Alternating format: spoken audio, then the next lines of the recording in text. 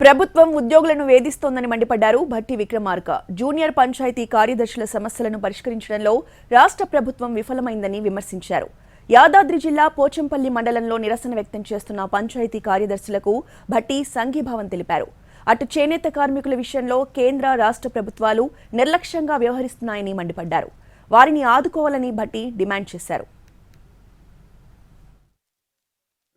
తర్వాత రెగ్యులేట్ చేస్తాను చేయకపోక ఇంకొక సంవత్సరం పెంచారు ప్రొవిజనల్ పీరియడ్. అదే అయిన తర్వాత 4 సంవత్సరాలు అయిన తర్వాత కూడా వాళ్ళు రెగ్యులర్ చేయకపోవటం అన్యాయం. ఇది వెంటనే రెగ్యులర్ చేయాలి. అట్లాగే ఇంకా ఖాళీలు ఉన్నటువంటి పోస్టుల్లో ఇదే కాంపిటేటివ్ ఎగ్జామ్ ద్వారా మెరిట్లో ఉన్నటువంటి మిగతా సభ్యులను కూడా జూనియర్ పంచాయతీ కార్యదర్శిగా నియమించారు. కాకపోతే వాళ్ళు అవుట్సోర్సింగ్ ద్వారా నియమించారు. ఇది కరెక్ట్ కాదు.